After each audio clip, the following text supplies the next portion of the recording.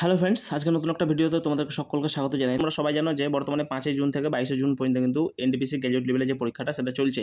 আজকে হচ্ছে 6 তারিখ। আর 6 তারিখের যে ফার্স্ট শিফটের অর্থাৎ মর্নিং শিফটের যে কোশ্চেন এসেছিল 40টা, সেই 40টা কোশ্চেনে কিন্তু যতটা পারা যায় সম্ভব কিন্তু আলোচনা করবো। এখানে যেসব প্রশ্নগুলো এসেছিল সেই সবগুলোই আলোচনা করব। প্রথম প্রশ্ন কী ছিল দেখো, সম্রাট কনিষ্ক কোন ধর্ম গ্রহণ করেছিলেন? অপশানে ছিল জৈন ধর্ম, বৈদিক ধর্ম, বৌদ্ধ ধর্ম নাকি শৈব ধর্ম। তো এটার জন্য সঠিক উত্তর হয়ে যাবে অপশান সি অর্থাৎ গ, বৌদ্ধ ধর্ম। কনিষ্ক কুষাণ রাজবংশের অন্তর্ভুক্ত ছিলেন। কুষাণ রাজবংশ প্রতিষ্ঠা করেছিলেন কুজুল কদফিসেস। কনিষ্ক খ্রিস্টীয় প্রথম শতাব্দীর দিকে রাজত্ব করেছিলেন এবং কুষাণ রাজবংশের শ্রেষ্ঠ রাজা ছিলেন। প্রশ্ন এভাবে ঘুরে আসতে পারে, কুষাণ বংশের শ্রেষ্ঠ রাজা কে ছিলেন? তখন কিন্তু হয়ে যাবে কনিষ্ক। ঠিক আছে। কনিষ্কের সময়কালে কুষাণ শাসন ভারতীয় উপমহাদেশের উত্তর অংশ যেটা বিস্তৃত ছিল, তোমার উত্তর অংশ যে কাশ্মীর থেকে শুরু করে আফগানিস্তান পর্যন্ত, কিন্তু এই অঞ্চলটাই যদি আমরা দেখি, এই অঞ্চলটাই কিন্তু কুষাণ সাম্রাজ্য বিস্তার লাভ করেছিল। তাছাড়া এটাও জেনে রাখো, 4 নম্বর যে বৌদ্ধ সম্মেলন হয়েছিল সেটা কিন্তু আয়োজন করেছিল কনিষ্ক। পরবর্তী প্রশ্ন ছিল সংবিধানের 31A কিসের সাথে সম্পর্কিত ছিল? সাম্যতার অধিকার, সম্পত্তির অধিকারের অবসান, শিক্ষার অধিকার নাকি ধর্মীয় স্বাধীনতার অধিকার। তো এটার জন্য সঠিক উত্তর হবে সম্পত্তি অধিকারের বিলোপ অর্থাৎ অপশন বি। দেখো, মৌলিক অধিকার থেকে সম্পত্তির অধিকারকে বাদ দেওয়ার সময় সংবিধানে 31 ক অর্থাৎ 31 এ অনুচ্ছেদ যুক্ত করা হয়। এটা ছিল মূলত, এটার উদ্দেশ্য ছিল কৃষি সংস্কার এবং রাষ্ট্রকৃতিক সম্পত্তি অধিকারের মতো বিষয়গুলিকে কিছুটা হলেও বিচারিক পর্যালোচনার বাইরে রাখা। পরবর্তী প্রশ্ন ছিল ভারতীয় সংবিধানের 105তম সংশোধনী সেটা কিসের সাথে সম্পর্কিত? এখানে যেটা দেখো, সংবিধান সংশোধনী হয় 368 নম্বর সংবিধান ধারা অনুযায়ী, যেটা নেওয়া হয়েছিল দক্ষিণ আফ্রিকা থেকে। তো এখানে প্রশ্ন বলছে 105 নম্বর সংবিধান যে সংশোধন ছিল সেটা কিসের সাথে সম্পর্কিত? জম্মু কাশ্মীরে বিশেষ মর্যাদা বাতিল, নাকি জাতীয় অনগ্রসর শ্রেণী কমিশনকে সাংবিধানিক মর্যাদা প্রদান, নাকি রাজ্যগুলিকে তাদের নিজস্ব ওবিসি তালিকা তৈরির অধিকার প্রদান, নাকি নির্বাচন কমিশনের নিয়োগ প্রক্রিয়া সংশোধন। তো এটার জন্য সঠিক উত্তর হবে অপশন গ। দেখো, রাজ্যগুলিকে তাদের নিজস্ব ওবিসি তালিকা তৈরির অধিকার প্রদান করা ছিল এই যে 105 নম্বর সংবিধান সংশোধন, সেটার উদ্দেশ্য। এখানে দেখে নাও, সংবিধান 105 নম্বর সংশোধনীতে আইন 2021-এ স্পষ্ট করা হয়েছিল যে রাজ্যগুলির তাদের নিজস্ব ওবিসি অর্থাৎ অন্যান্য অনগ্রসর শ্রেণী তালিকা নির্ধারণের অধিকার রয়েছে। সামাজিক ন্যায় বিচার নিশ্চিত করার জন্যই কিন্তু এই সংশোধন বিলটা আনা হয়েছিল। পরের প্রশ্ন, 15 এপ্রিল 2025 পর্যন্ত বিরাট কোহলি IPL এর সম্পর্কে নিম্নলিখিত কোন বিবৃতি সঠিক? অপশন ক দেখো, 10,000 রান পূর্ণ করেছেন, 10,000টি 4 ও ছক্কা মেরেছেন, 5 বার শিরোপা অর্থাৎ IPL জিতেছেন, আর উপরে কোনটি নয়। এটার জন্য সঠিক উত্তর হয়ে যাবে, তিনি কিন্তু 1000টি 4 ও ছক্কা মেরেছেন।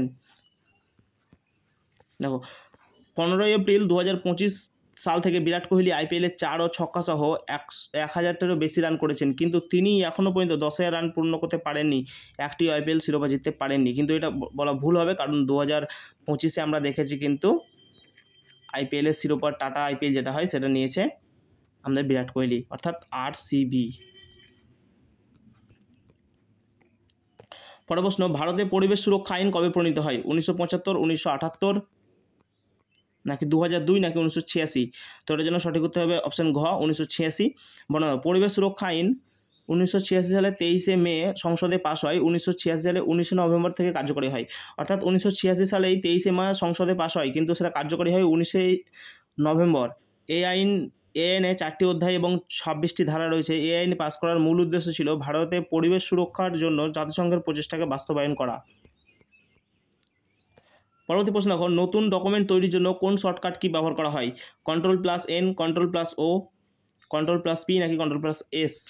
তো এটার জন্য সঠিক উত্তর হয়ে যাবে Ctrl+N। দেখো, MS ওয়ার্ড এবং MS এক্সেল উভয় ক্ষেত্রেই কিন্তু Ctrl+S টিপলে একটি নতুন ডকুমেন্ট তৈরি করা হয়, আর Ctrl+O দিয়ে একটা নতুন ফাইল খোলা যায়, আর Ctrl+P টিপলে নতুন একটা প্রিন্ট করা যায়।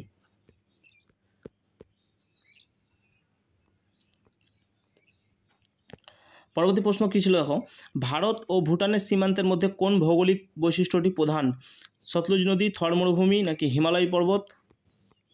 নাকি গঙ্গা বদ্বীপ? তো এটার জন্য সঠিক উত্তর হয়ে যাবে কিন্তু হিমালয় পর্বত। দেখো বর্ণনা কি বলছে, ভারত ও ভুটানের সীমান্ত হিমালয় পর্বত মধ্য দিয়ে গেছে। ভারত আর ভুটানের সীমান্ত কিন্তু হিমালয় পর্বতের মধ্য দিয়ে গেছে। এটি স্বাভাবিকভাবেই দুই দেশের মধ্যে একটি শক্তিশালী নিরাপদ সীমান্ত তৈরি করে। পরের প্রশ্ন ছিল 2023 সালের মধ্যে ভারতে মোট নগরায়ন জ্বালানি উৎপাদন ক্ষমতা কত হবে? 100 গিগাওয়াট, 300 গিগাওয়াট, 500 গিগাওয়াট নাকি 280 গিগাওয়াট? তো এটার জন্য সঠিক উত্তর হবে 100 গিগাওয়াট। 2023 সালের মধ্যে ভারতে মোট পুনর্নবীকরণযোগ্য শক্তির ক্ষমতা ছিল প্রায় 100 গিগাওয়াট, যার মধ্যে প্রধানত সৌরশক্তি, বায়ু, জৈব শক্তি ও ক্ষুদ্র জলবিদ্যুৎ ছিল। এর মধ্যে সৌরশক্তির অংশই ছিল প্রায় 50 মেগাওয়াট, আর বাকি অন্যান্য ছিল 50 মেগাওয়াট। অন্যান্য যেগুলো ছিল জৈব শক্তি বলো, বায়ু শক্তি বলো, ক্ষুদ্র জলবিদ্যুৎ বলো, এগুলো ছিল বাকিটা। পরের প্রশ্ন বলছে ডেজার্ট সাইক্লোন সামরিক মহড়া কোন দেশের মধ্যে অনুষ্ঠিত হয়েছিল? ভারত ও পাকিস্তান, ভারত ও আমেরিকা, ভারত ও রাশিয়া নাকি ভারত ও চীন?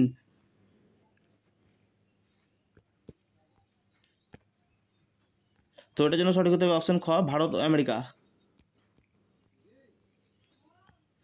দেখো ডেজার্ট সাইক্লোন হলো থর মরুভূমিতে ভারত ও যুক্তরাষ্ট্রের মধ্যে অনুষ্ঠিত একটি যৌথ সামরিক মহড়া।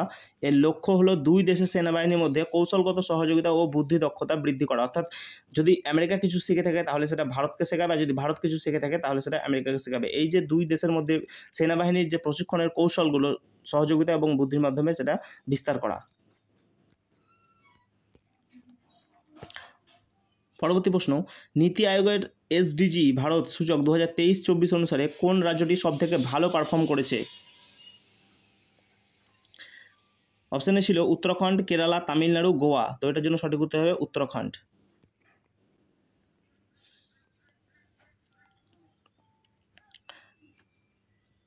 অপারেশন ব্রহ্মা কোন প্রেক্ষাপটে আলোচনায় রয়েছে? দেখো মায়ানমারে ভারতীয় সেনাবাহিনী কর্তৃক পরিচালিত ত্রাণ অভিযান, নাকি ভারত ও পাকিস্তানের মধ্যে সামরিক মহড়া, নাকি ভারতীয় নৌবাহিনীর সামুদ্রিক নিরাপত্তা মহড়া, বিমান বাহিনীর বিমান যুদ্ধ মহড়া? তো ওটা সঠিক উত্তর হয়ে যাবে মায়ানমারে ভারতীয় সেনারা যে, তো এটার জন্য সঠিক উত্তর হবে মায়ানমারে ভারতীয় সেনাবাহিনীরা যে ত্রাণ অভিযান চালাচ্ছে সেটার জন্যই কিন্তু অপারেশন ব্রহ্মা লঞ্চ করা হয়েছে।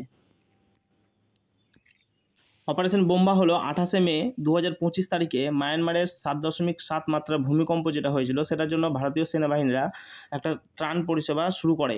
ঠিক আছে, ভারতীয় সেনাবাহিনী 110 জন মেরিন কর্পস বিমান বাহিনীর কর্মী এবং 60 জন মেরিন কর্পস বিমান বাহিনীর কর্মী মোতায়েন করেছে।